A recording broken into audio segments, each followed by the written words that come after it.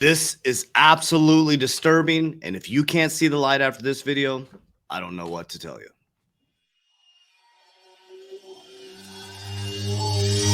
I ain't gonna give in now, I just gotta live this now. I'm gonna be man, I'ma kill this stuff real quick. I'ma go take it to town, cause I gotta be that king in their ring. I'm not getting mad when I'm back with the real, cause I am just up on the journey. Just know that I'm just going insane.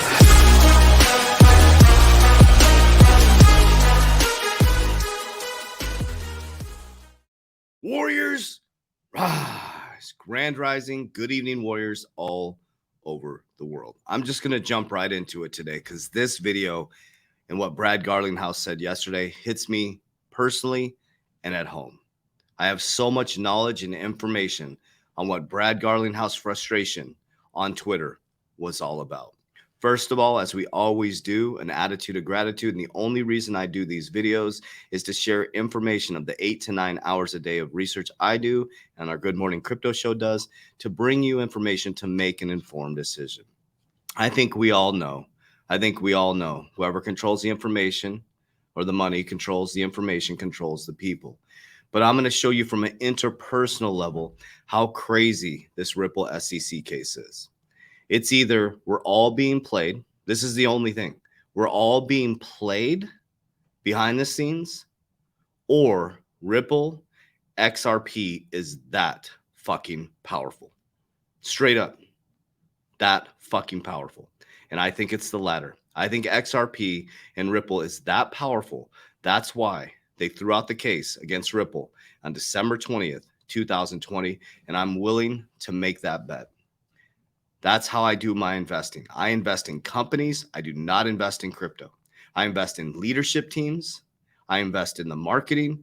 I invest in the infrastructure. I invest in the future of the company, not pump and dumps in companies.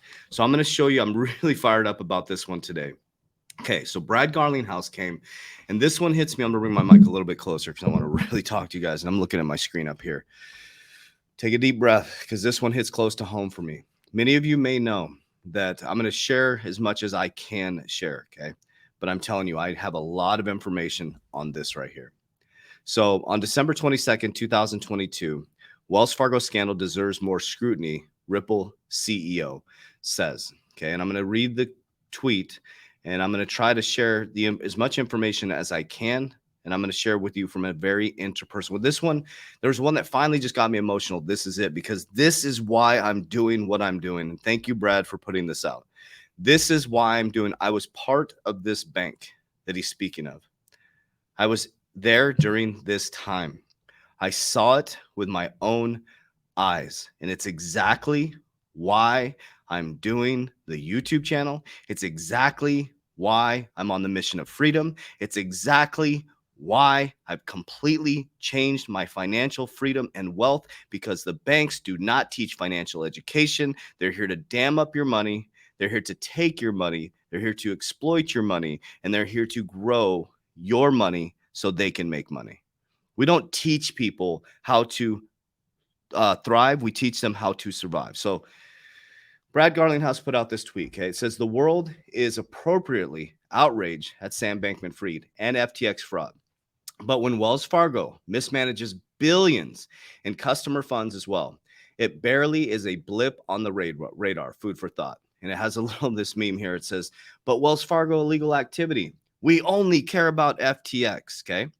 FTX is a big mistake. I'm telling you guys, it's a distraction in order to make you think cryptocurrency is a fraud, as they're building the regulation by using Ripple, the most well-run crypto company, as the catalyst to bring in a new Howey test. All these collapses, Luna, Celsius, FTX, the people attached to it. You're going to see so much shit come out with this. You're looking this way. They're setting up the whole system this way. I've been teaching the game for a long time. Okay. So this right here, I want to share this with you guys. Okay. So SEC charges former Wells Fargo executives over fake account scandal. I was in the bank during this. I went into the bank, and I can only share certain information. I went into the bank in 2007, the back end of 2007. I became an executive at Wells Fargo. I went to CBA Executive Banking School. I actually saw this with my own eyes. I was part of it. The ecosystem was taught from the leadership team all the way down. The tellers and bankers were trained to do this. Trained to do this. Imagine coming as a teller or a banker and you were trained to sell accounts this way.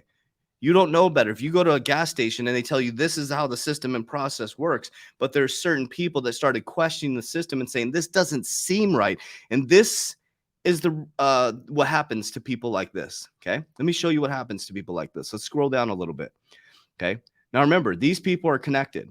Okay, in January, Stump agreed to a lifetime ban from banking industry and a $17.5 million fine for his role in the fake account scandal and misconduct. Okay, take a deep breath. He agreed to a lifetime ban in banking. Well, oh, no shit. No shit. You should never walk foot in a bank again. Okay, it was from John Stump. I'm not going to name all the people. It went all the way down. We were in this. We saw this. And you guys know, a lot of Wells Fargo people watching, you know that we were like, this doesn't seem right. Something's wrong. The OGs in the bank knew something was wrong. And if the OGs started to speak up and they weren't at the top of the sales results, they were gone. They were gone. It was wrong. It was incorrect. We were manipulating stock prices through households. And when I started to understand banking, when I was going through executive banking school, I'm like, this isn't right. This isn't right. And this is where my whole awakening journey, this is very interpersonal for me. This is where my whole awakening journey. And you know why I started to do my own media stuff? Because I was put in fake news.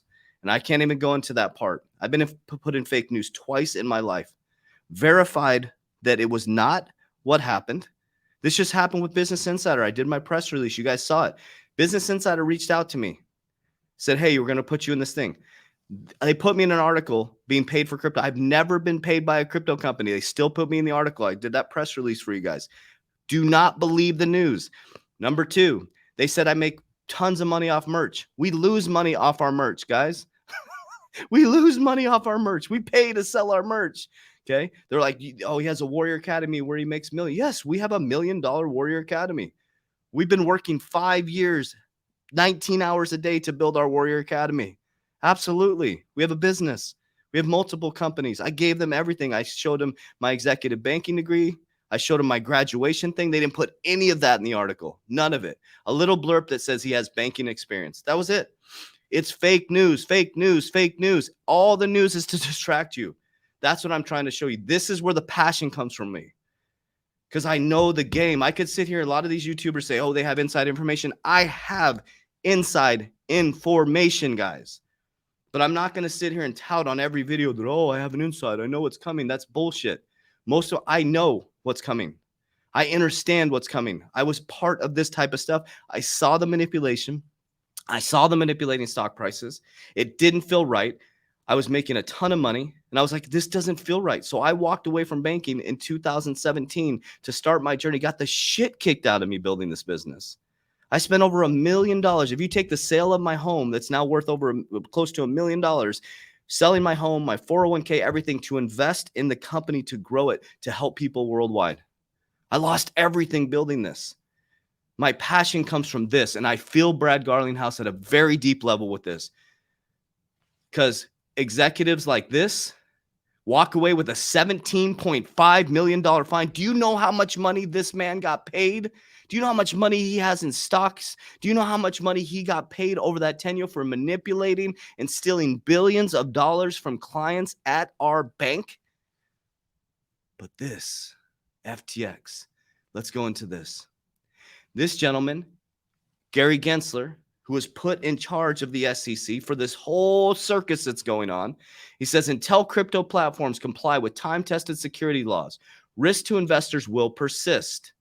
You're allowing it to happen. You're here to protect the investors. I'm going to show you why. It remains a priority of the SEC to use all of its available tools to bring the industry into compliance.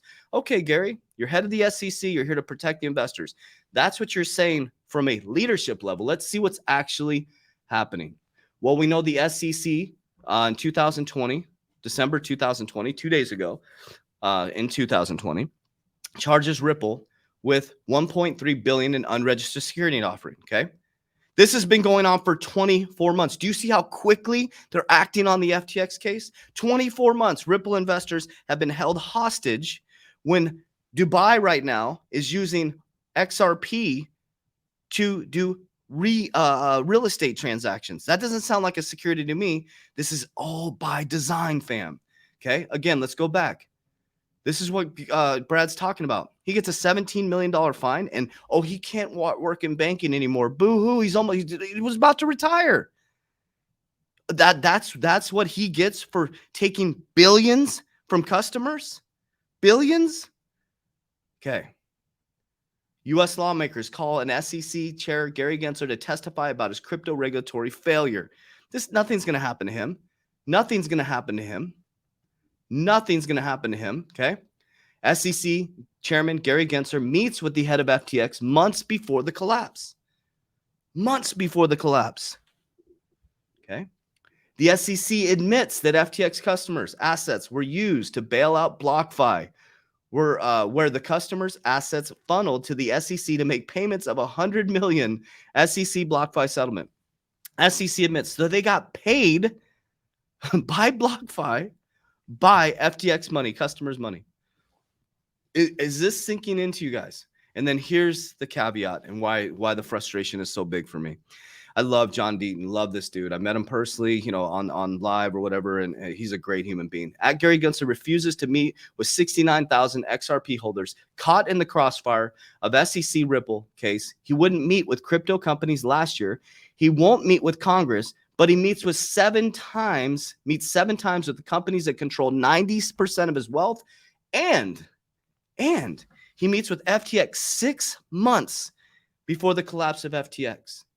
These guys are facing, I'm not supporting FTX. I think they should go to jail for life. I think all of them should go to jail for life. I think he should be in jail for life. I think they should be in jail for life. But why does he get, you know what, John, you don't have to, you never get to work in a bank again. He's like, I don't fucking care. I don't fucking care. I got a fucking house in the Hamptons. I'm just making this shit up. You gave me a $17 million fine when I got freaking $300 million sitting in the bank. I'm going to go hang with my grandkids and chill out. But the millions and millions of customers that they damaged, overdrafted their accounts, put them in credit products that they didn't even want, gave them bank accounts that they couldn't afford, opened up bank accounts that they didn't even know were being opened. And this was a culture that was created. But this gentleman gets a $17 million fine, barely any attention.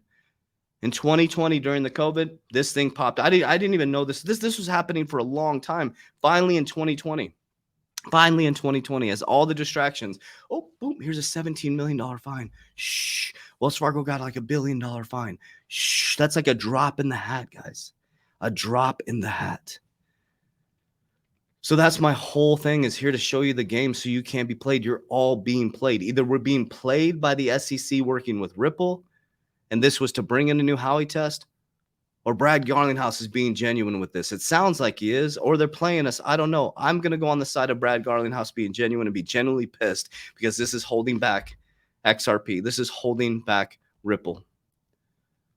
I like leaders like this. I like leaders that put stuff out like this, because this is real deal. And it hit me so hard and it made me so emotional, because that's why I do what I do. And many of you are from the old bank I was at. You know exactly what I'm talking about. But people didn't have the balls to speak up because their livelihoods were at jeopardy. If you spoke up, you're going to lose your job. This whole silent witness bullshit out there that, these companies, you're going to be that's bullshit, man. In my opinion, my personal opinion, you're going to put your ass in fake news. So if you're bold enough to stand in your truth, then stand in it. But understand, you're going to get egg on your face, and you got to be strong enough. Okay. I've experienced it twice now. I've been in fake news twice. I was in fake news during this thing, and I was in fake news as a Business Insider was all about me, all the stuff that's going on, and wanted all my advice on the things I'm doing. We're still standing tall. We didn't get wrecked in crypto. We didn't get wrecked in business. We're still growing. But they put me in an article with other influencers who are scamming people, who are taking their money. And from what they said, I don't know. I don't know what these influencers are doing. They reached out to me, and I did the press release, guys. This is important to listen to what I'm saying.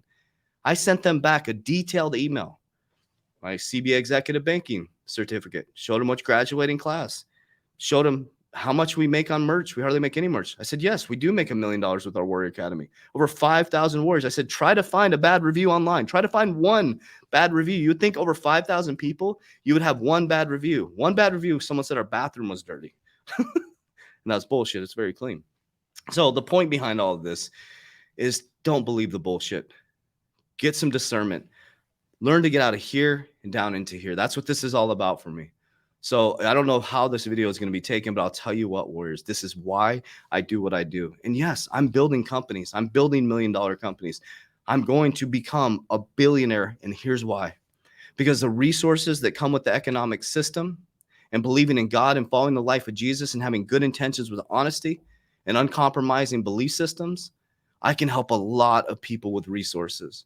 But I'm not going to sit back as all this bullshit goes on and not speak my truth. Okay? This is so important to me. This video. I just had to record this. I had to share it. I can't share too much with you guys. Go into too much detail. This was a big scandal, guys. A huge scandal. And it goes so deep. So deep. It shows how people and money, they will adjust their moral compass for money. Facts. And some of you watching this know that you adjusted your moral compass because you were getting big paychecks. You didn't give a shit about your team members. You didn't give a shit what was happening because you were getting these large paychecks. And it made me realize that money is a tool. Money is not evil. It's when people use money for evil. You can use money to bring people great resources and build land and do all kinds of stuff, or you can use money to do really evil things. But I'll tell you what, before, and I say this, in the process of becoming a millionaire, who you become is the most important thing. And that's what we teach every single day. I work harder on myself than I do anything else. As the wealth comes in, I am grounded. I don't need the money. It finds me because my frequency is there. If I would have got maybe 5 years ago, 4 years ago, if I would have started to have this financial freedom, I probably wasn't mature enough for it. But I worked harder on myself than I do anything else. And I'll tell you what, some of you are going to run into so much wealth with cryptocurrency in the future, and you're going to get wrecked because you're not ready for it. It's here. You're wealthy here. You're wealthy here. Anyways, I'll get off my soapbox, but this shit is so disgusting. It is so grossly disgusting. These people are sloppy. They're gross. And they need to grow the fuck up and become true men and women and rise up into their higher consciousness and understand that the power of love is coming. Warriors, let's get your shit together. Let's go. Love you guys.